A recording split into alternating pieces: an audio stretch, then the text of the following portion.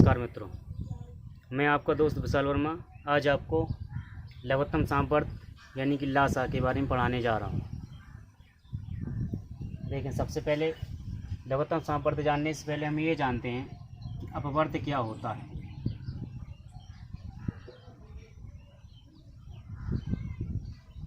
अपवर्त की अंग्रेजी जो होती है वो मल्टीपल्स होती है।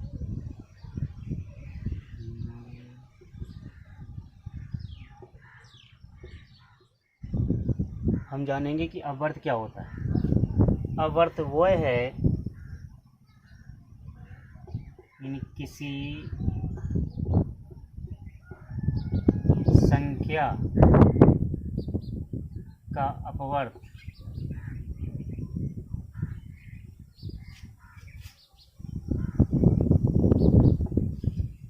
वे संख्याएं हैं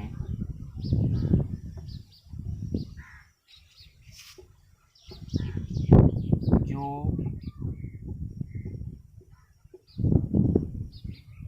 दी गई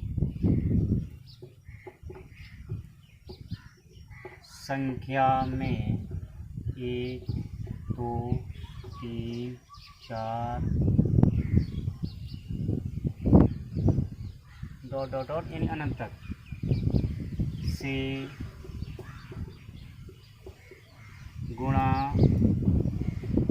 करने पर प्राप्त होती हैं।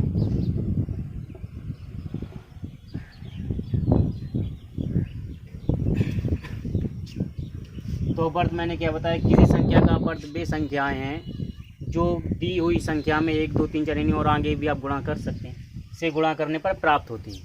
कैसे प्राप्त होती हैं ये मैं आपको दिखाई दे रहा हूँ। जैसे कि मान लो मैंने आपसे कह दिया कि 2 के अपवर्त ज्ञात कीजिए।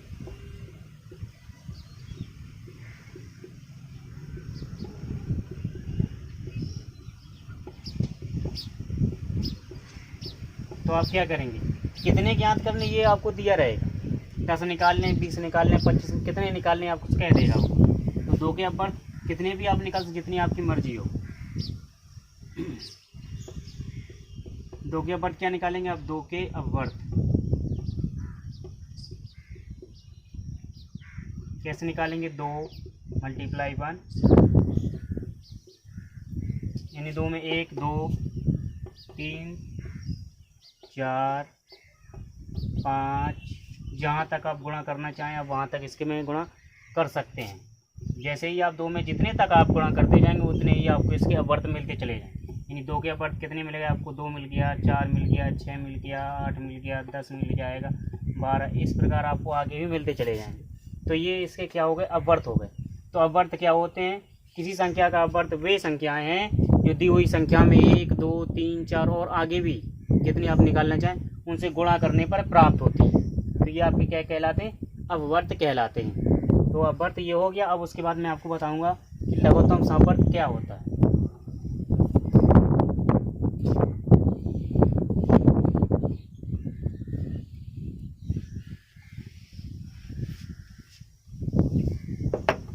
एक चीज़ और जान लो, अपवर्त को ही हम क्या कहते हैं, गुणज कहते हैं। अपवर्त को ही गुणज कहा जाता है, यानी गुणज भी कहते हैं। कई जगह आपको अपवर्त ना लिखकर गुणज लिखा आ जाएगा तो आप समझ जाएंगे कि वो अपवर्त के ही बारे में आपसे पूछ रहा है। तो मैं आपको क्या बता रहा था कि लासा कैसे कहते हैं। लासा या लघुत्तम सामर्थ्य एक ही बात होती है। तो लासा क्या होता है, लासा को ये मैंने अंग्रेजी लिख दी थी, इसको हम एलसीएम शॉर्ट फॉर्म में बोलते हैं। लासा होता क्या, लासा किसी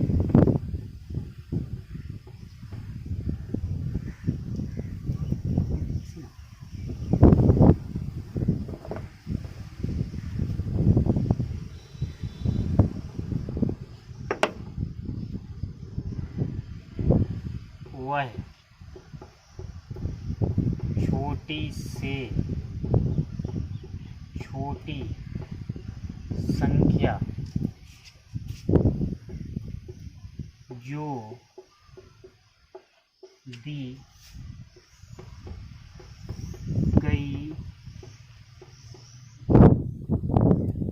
संख्याओं से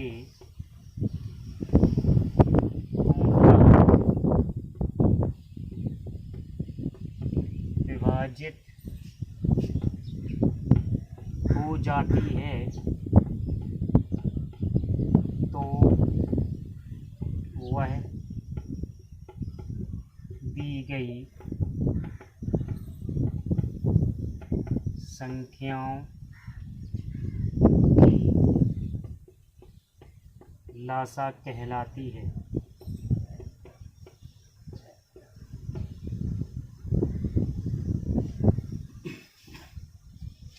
तो क्या हो गया, मैंने आपको ये बताया लासा क्या होता है।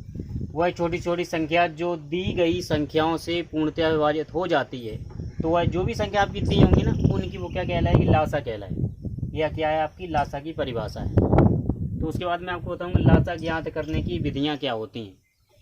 लेकिन उससे पहले मैं आपको ये बता दूंगा कि अपवर्त की विशेषताएं क्या होती है। अपवर्त की विशेषताएं हैं 2-3, उनको और जान लो, उसके बाद मैं लासा की विधियां भी बता दूंगा आपको।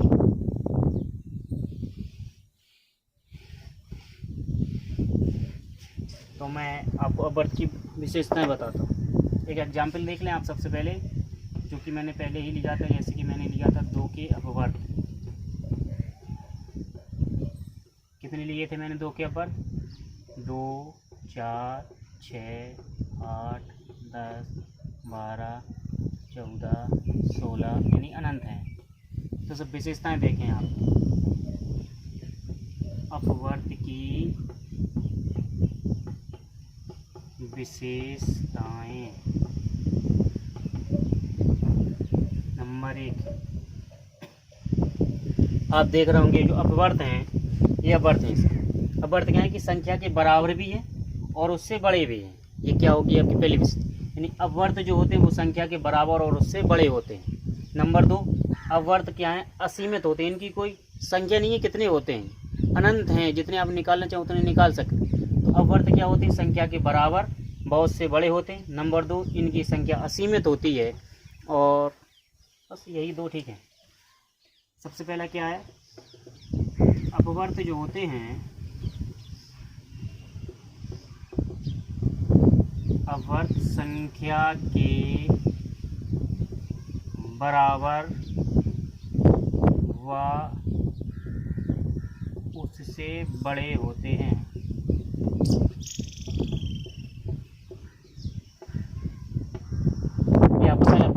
अगर कोई आपसे ये पूछते कि अपवर्त कितने अपवर्त संख्या के बराबर होते हैं, तो केवल एक ही अपवर्त संख्या के बराबर होता है, जो कि उसका जो पहला अपवर्त है वही वो संख्या के बराबर होता है। आप ये भी कह सकते हैं संख्या स्वयं खुद की अपवर्त होती है, ये भी कह सकते हैं आप।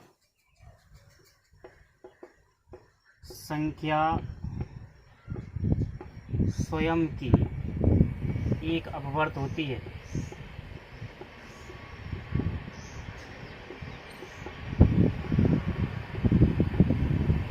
नंबर 3 में आप ये लिखेंगे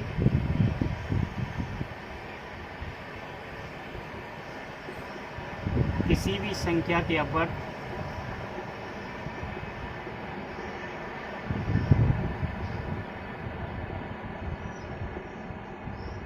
असीमित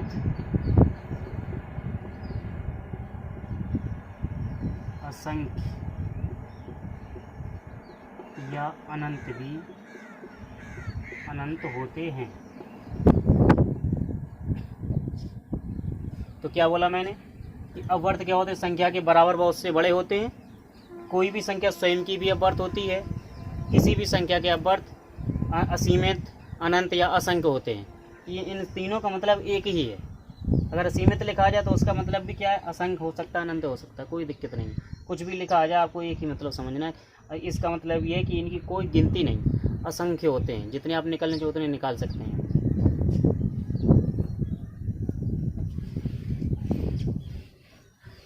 ये लासा निकालने की विधियां। इसके बाद आप देखेंगे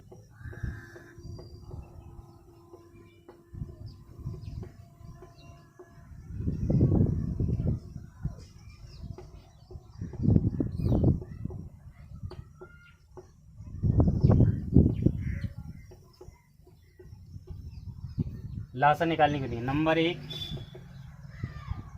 क्या होती है पहली? अभाज्य गुणनखंड विधि।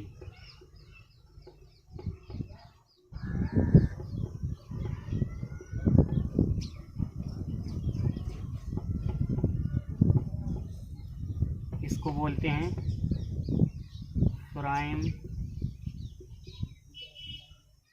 Factorisation method.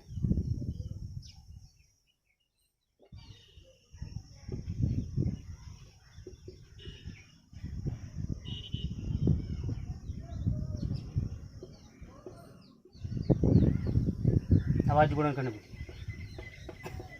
नंबर 2 है आपकी भाग विधि।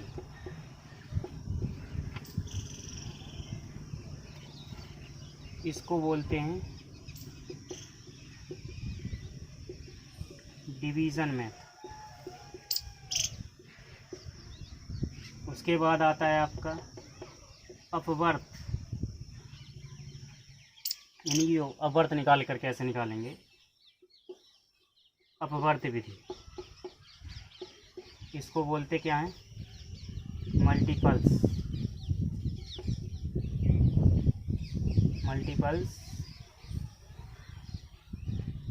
मेथड।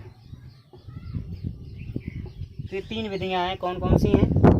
लासा निकालने की 3 विधियां। पहली होगी अभाज्य गुणनखंड विधि, दूसरी है भाग विधि, तीसरी आपकी अपवर्त विधि। इन तीनों के माध्यम से आप लासा निकाल सकते हैं।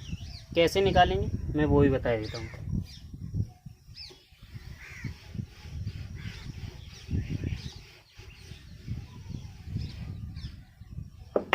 एग्जाम्पल ले लेता हूँ।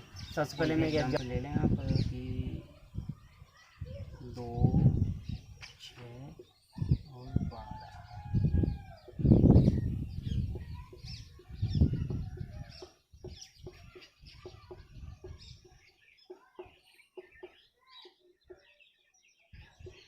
सबसे पहले 2, 6, 12 का आपको लासा निकालना है।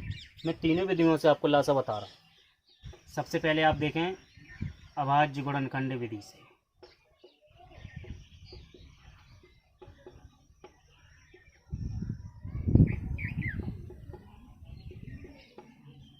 इस विधि में क्या करना है आपको?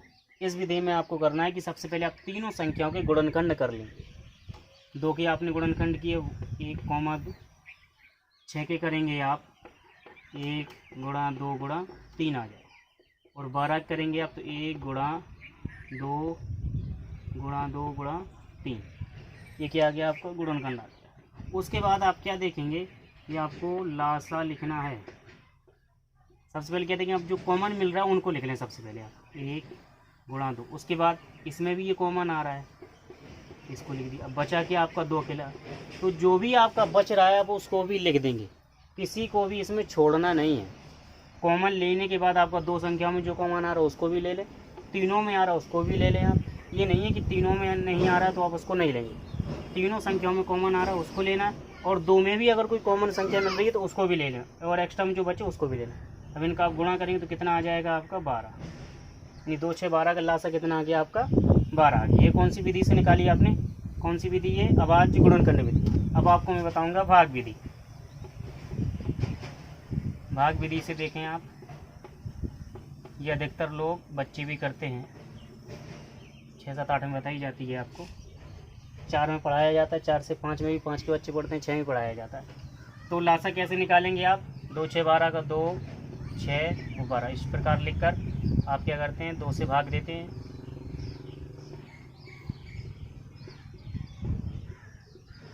फिर आपने 3 से दे दिया।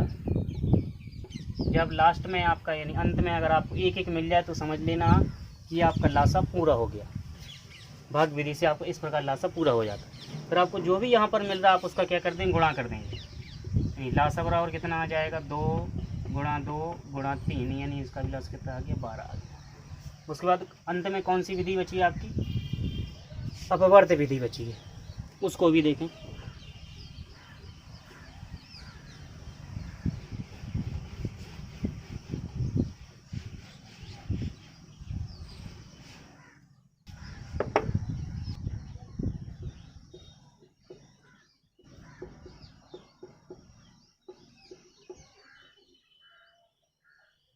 अपवर्त विधि 2 के अपवर्त लिखेंगे आप। केवल 10-10 अपवर्त लिख लेता हूँ सबके।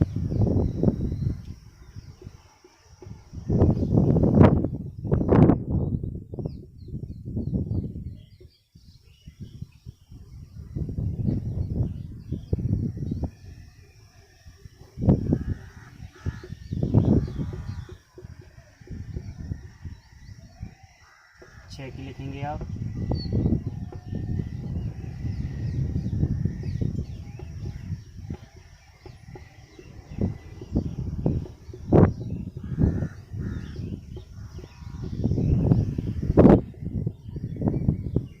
उसके बाद आप लिखेंगे 12 की।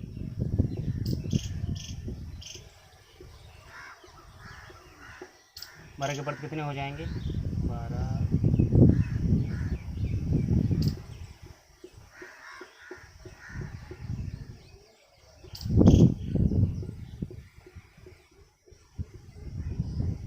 और बढ़ा दें आप 22, 24, बस ठीक है। उसके बाद आप क्या देखेंगे, सबसे पहले आपको निकालना होता है सम अपवर्त। सम अपवर्त का मतलब है, सम का मतलब है समान, अपवर्त का मतलब जो अपवर्त दिए गए। समान अपवर्त निकालेंगे सबसे पहले। आप समान अपवर्त देख रहे होंगे, आप कौन मिल रहा है सबसे पहले? 12 मिल गया आपको, तीनों में आ गया। 24 में मिल गया है तो 2 ही लिखिए कि 12 और 24 मिला है। आपको नाम इसका पता होना, लासा का नाम क्या होता है? लघुत्तम समावर्त। लघुत्तम का मतलब होता है सबसे छोटा। तो जैसे ही आप लिखेंगे लासा, तो इन दोनों में जो सबसे छोटा होगा वो आपका क्या हो जाएगा? लासा हो जाएगा। तो सीधी सी बात ये है कि आप कितनी भी संख्याएं जब लेंगे तो उनमें जो सबसे पहले आपकी संख्या मिल जाएगी, तीनों के अपवर्त निकालने के बाद सबसे पहले जो संख्या मिल रही है वही आपकी क्या हो जाती है? लासा हो जाती है। आगे आपको करने की ज़रूरत हो तो कर लीजिए, नहीं हो बाकी कोई ज़रूरत नहीं है। वैसे शुरुआत में ही आपकी संख्या मिल जाती है तो बस इतना ही कर सकते। तो ये आपकी तीनों विधियाँ हो गई हैं लासा निकालने की।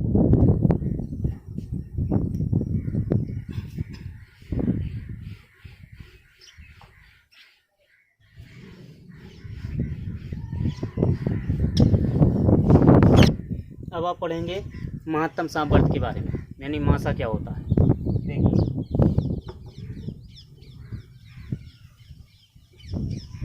महत्तम समापवर्तक, इसको बोलते हैं मासा पा। इसकी अंग्रेजी क्या होती है? Highest common factor.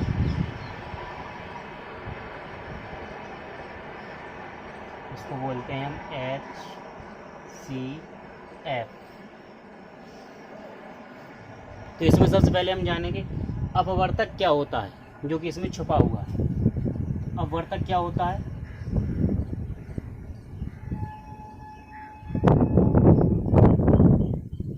अपवर्तक को हम कहते हैं फैक्टर्स।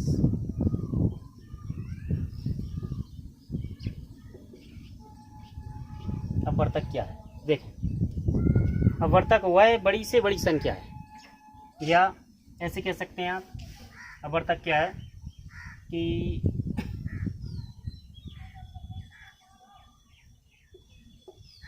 दी हुई संख्या जिन संख्याओं से विभाजित हो जाती है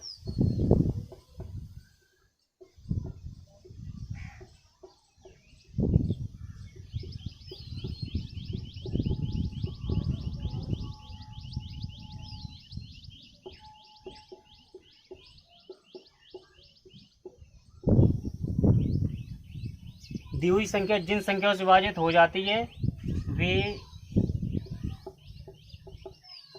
संख्याएं उस संख्या की क्या कहलाएंगी? उस संख्या की अपवर्तक कहलाती हैं।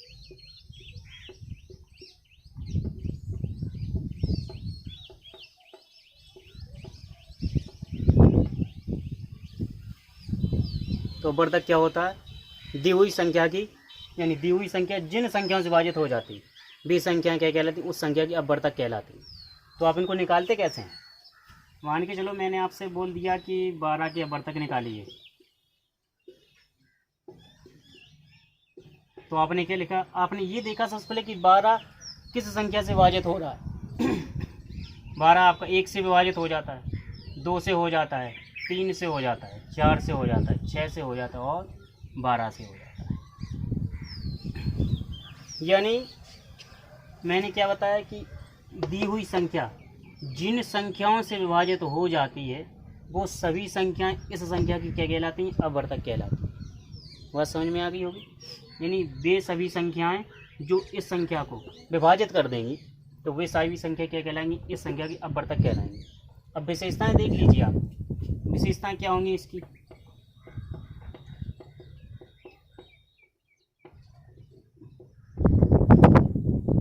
विशेषताओं में सबसे पहले आप देख रहे होंगे कि जो अपवर्तक हैं वो संख्या से छोटे व उससे संख्या से छोटे व उसके बराबर है। अपवर्तक क्या है?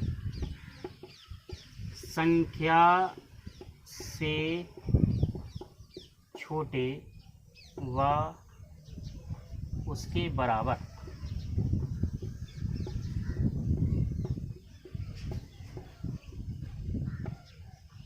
नंबर 2, जो एक होता है ना, एक प्रत्येक संख्या का अपवर्तक होता है।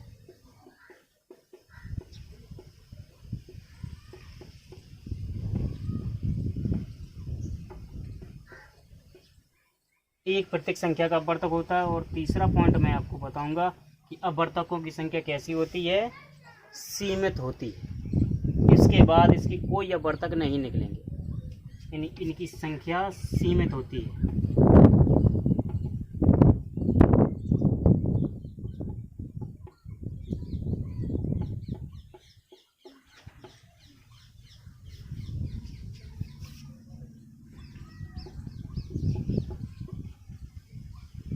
ये आपकी विशेषताएं हैं।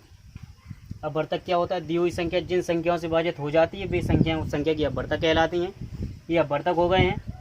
अब विशेषताओं में आप देख रहे होंगे संख्या से छोटे व उसके बराबर होते हैं अपवर्तक। संख्या सारी ये छोटे हैं और एक उसके बराबर है। और एक प्रत्येक संख्या का अपवर्तक होता है। किसी भी संख्या के अपवर्तक निकालेंगे, यानी आप मैंने आपसे कह दिया 2 के अपवर्तक निकालो, तो 2 किस किस संख्या से विभाजित हो जाते हैं? 1 से और स्वयं से, यानी उसके अपवर्तक क्या होगा? 1 और 2 हो गए।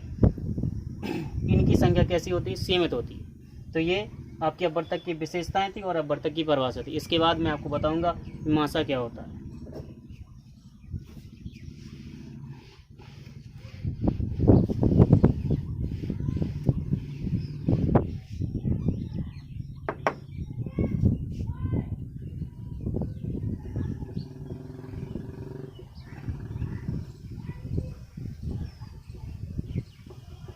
मासा क्या होता है? वह है बड़ी से बड़ी संख्या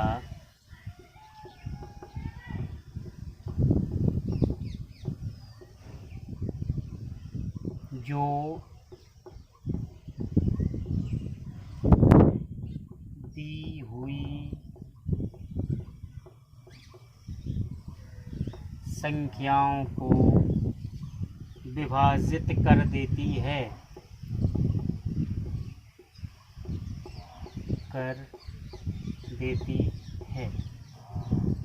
तो वह बड़ी से बड़ी संख्या जो दी हुई संख्या विभाजित कर देती है क्या कहलाती है? मासा कहलाती है। कैसे विभाजित करती है ये भी देखिए। तो सबसे पहले मैं आपको इसकी विधियां लिखा देता हूँ, उसके बाद एग्जाम्पल जब मैं बताऊंगा तो आपको सब कुछ समझ में आ जाएगा। एग्जाम्पल आप यानी विधियां देखें, मासा निकालने की विधियां।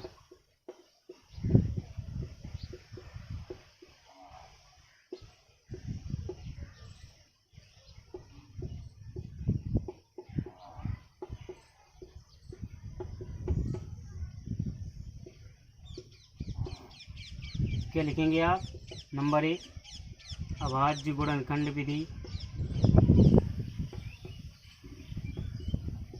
जो लासा की विधियां थी वही दोनों विधियां इसकी भी हैं। अभाज्य गुणनखंड विधि क्या इसकी अंग्रेजी थी? Prime factorisation method.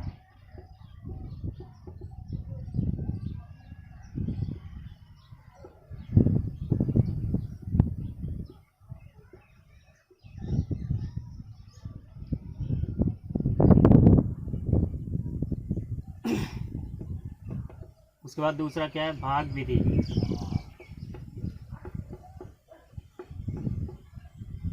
भाग विधि को क्या कहते हैं, डिवीजन मेथड।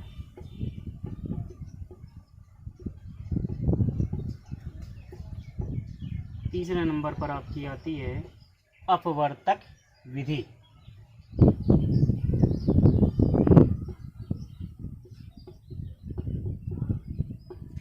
अपवर्तक विधि को हम कहते हैं फैक्टर्स मेथड।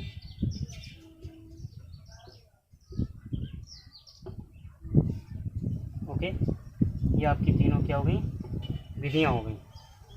इसके बाद एग्जाम्पल से आप इन तीनों विधियों को समझेंगे।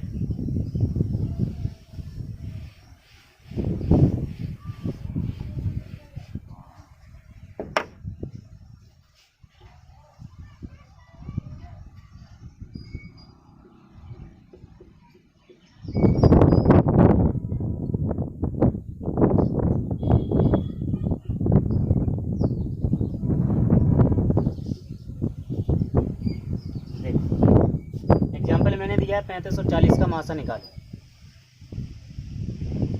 आप हल देखेंगे, सबसे तीनों विधियों से देखना है। नंबर 1 में गुणनखंड विधि, यानी अभाज्य गुणनखंड विधि जिसे कहते हैं।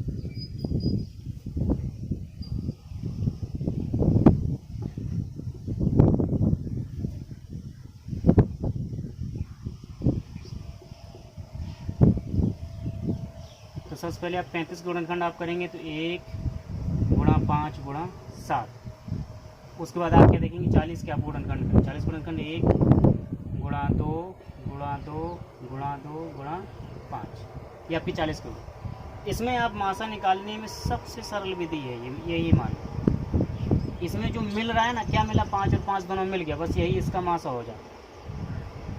समझ गए होंगे आप देख रहे होंगे 1 और 5 मिलना, तो गुणा करेंगे तो आपका 5 ही आएगा, सीधी सी बात है।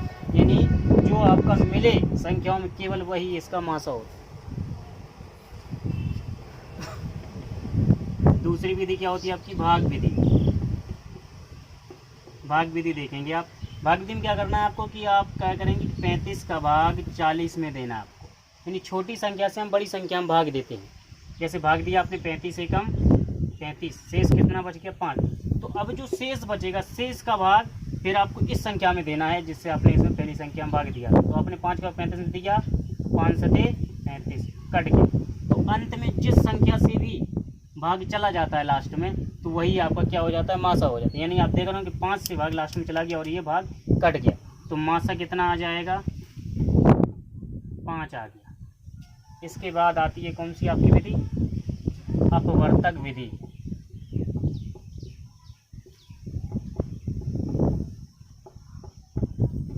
अपवर्तक विधि क्या होती है, तो आपको 35 के अपवर्तक निकालने होंगे। 35 के अपवर्तक लिखेंगे, 1 से डिवाइड है, 5 से है और 7 से है, और स्वयं 35 से ये संख्या कटेगी। उसके बाद आपने देखे 40 के आपने लिखे, तो 1 2 4 और 5 8 10 20 और 40। ये किसके हो गए, 40 के अपवर्तक हो गए। ये किसके हैं, 35 के अपवर्तक। तो आप देख रहे हैं सबसे पहले इसमें मिल कौन सा रहा है, सम अपवर्तक निकालने हैं आपको। सबसे पहले आपने देखा 1 मिल गया और 5 मिल गया, तो अब मासा निकालना है। मासा का मतलब होता है महत्तम, इन दोनों में जो सबसे बड़ा हो उसको आप मासा लिखेंगे। तो सबसे बड़ा आपका क्या है, 5 है। अगर और भी मिलते हो तो जो उनमें लास्ट में सबसे बड़ा आता ना, वो आपका क्या हो जाता, मासा हो जाता। अब इसमें एक परिभाषा और है जो परीक्षाओं में भी इससे संबंधित प्रश्न पूछे जाते हैं, उसे आप देख लें। परिभाषा है सहअभाज्य संख्याएं किन्हें कहते हैं, यानी सहअभाज्य संख्याएं क्या होती हैं।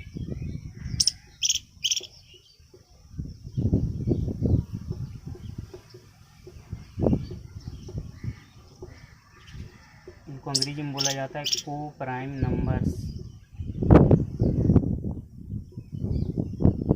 को प्राइम नंबर क्या होता है, सहअभाज्य संख्या वे संख्याएं यानी जिन दो संख्याओं का मासा 1 आता है, उन्हें आप क्या कहते हैं, सहअभाज्य संख्या कहते हैं।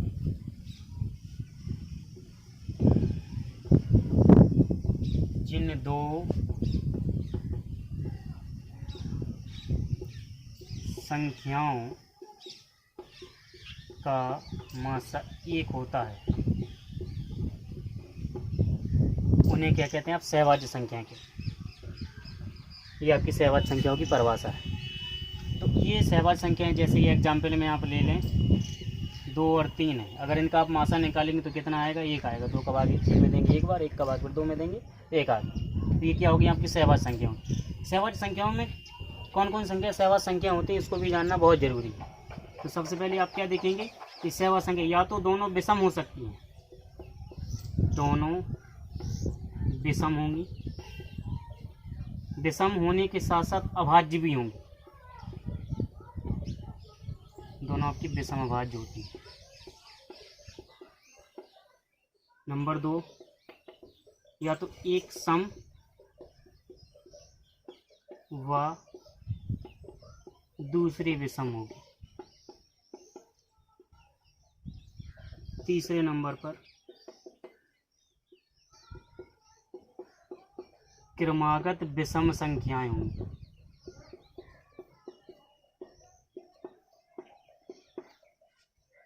और चौथे नंबर पर आप लिख सकते हैं कि या तो एक भाज्य है और दूसरी अभाज्य होगी आपकी। एक भाज्य और दूसरी अभाज्य। तो ये आपकी सहभाज्य संख्याओं की विशेषता हो गई है। इनको आप देखेंगे, पहचान आपको देखकर ही बता देना है। अगर दोनों विषम संख्याएं हैं और अभाज्य हैं तो आप समझ जाएंगे कि वो सहभाज्य संख्या है। या दोनों एक सम है और दूसरी विषम है तो भी आप समझ लेंगे सहभाज्य संख्या है। और एक क्रमागत विषम संख्या, क्रमागत का मतलब है जो क्रम से आए, जैसे कि 2, 3, ये कैसी होंगी आप? एक सम और दूसरी विषम संख्या के। जैसे 3 के बाद 5 आ गए, 5 के बाद 7, 5 और 7 भी कैसी होंगी आपकी? सहभाज्य संख्या होगी। 7 और 9 सहभाज्य संख्या है। तो इस प्रकार आप समझ जाएंगे ये सहभाज्य संख्या है। और एक भाज्य और दूसरी अभाज्य, एक भाज्य और एक दूसरी अभाज्य का मतलब है जैसे कि 4 और 5 आपने ले ली तो 4 आपकी भाज्य और 5 कैसी आपकी अभाज्य। तो इन दोनों का जब आप मासा निकालेंगे तो आपका एक ही मासा आएगा। तो ये सहभाज्य संख्या होगी। मैं आशा करता हूँ कि आज का लेक्चर आपको पसंद आया होगा। तो अगर आप चैनल पर नए हैं तो हमारे चैनल को लाइक, सब्सक्राइब और शेयर करना ना भूलें। धन्यवाद।